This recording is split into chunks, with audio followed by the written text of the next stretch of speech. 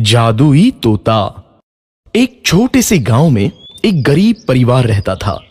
उस परिवार में रामू और उसकी बीवी सीता उसके बेटे चिंटू के साथ रहते थे। उसी गांव में एक तोता भी रहता था।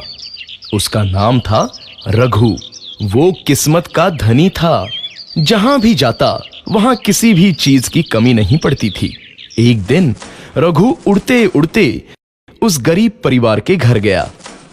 रघु सोचता है, अरे वाह, लगता है यहाँ आज बहुत अच्छा खाना मिलेगा। मैं पेट भर के खाऊंगा। वो एक कटोरी में रखे अमरूद देखता है। अरे वाह, अमरूद, मुझे तो ये बहुत पसंद है। मैं तो इसे पेट भर के खाऊंगा। रघु तोता अमरूद खाने ही लगता है। तभी सीता रघु को अमरूद खाते देखती है तो गुस्सा हो जाती है और उसे वहां से भगा देती है। भाग यहाँ से, न जाने कहां से आ जाते हैं। मैं तो परेशान हो गई हूं इनसे। सीता के भगाने के बाद रघु चुपचाप से एक कोने में रहता है। धीरे धीरे उस परिवार की बरकत होने लगती है।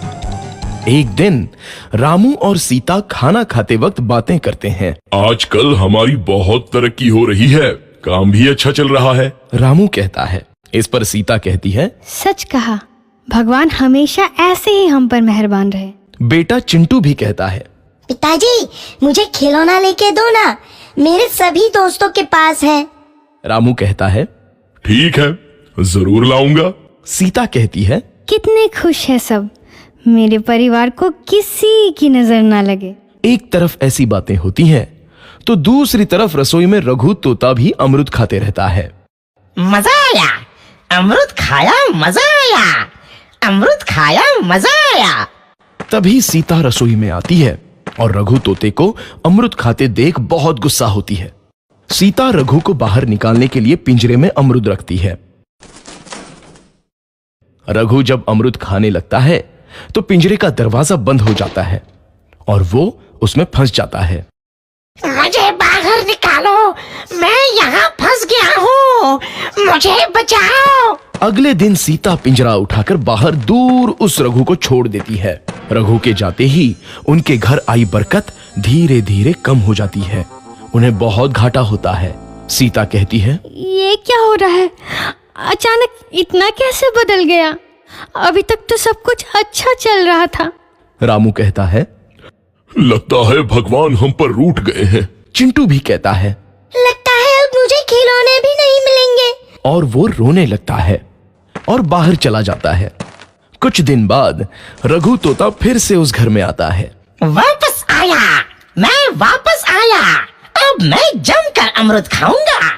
रघु सीधा रसोई घर में चला जाता है और अमरूद खाने लगता है। कुछ देर बाद सीता रसोई में आती है और रघु को देख कहती है, एक तो घर में पहले से इतनी दिक्कत चल रही है और ऊपर से ये तोता मुझे और परेशान कर रहा है। सीता रघु को वहां से भगा देती है। रघु उड़कर किसी कोने में छुप जाता है। कुछ दिन बाद धीरे धीरे उस घर की बरकत वापस आने लगती है। काम भी अच्छे से चलने लगता है। एक रात जब रघु तोता अमरूद खाने जाता है तो पिंजरे में फंस जाता है। ये लोग आखिर चाहते क्या हैं? एक तोते को शांति से अमरूद खाने क्यों नहीं देते? मैं कौन सा चोरी कर रहा हूँ? बस अमरूद ही तो खा रहा हूँ। तभी रामू वहां आता है और पिंजरे में रघु तोते को देख उसे बाहर छोड़ देता है। ये तोता भी कितना जिद्दी है, बार बार वापस आ जाता है। जैसे ही रामू रघु को छोड़ देता है, अगले दिन से फिर से उनके घर की बरकत जाने लगती है। काम में घाटा होता है।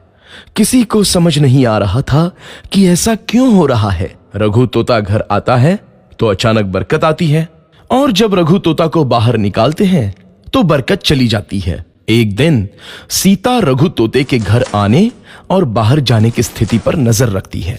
ये तोता जब भी घर आता है तो घर में बरकत आती है और जैसे ही ये घर से बाहर जाता है तो उसी के साथ बरकत भी चली जाती है। कहीं ये जादुई तोता तो नहीं है?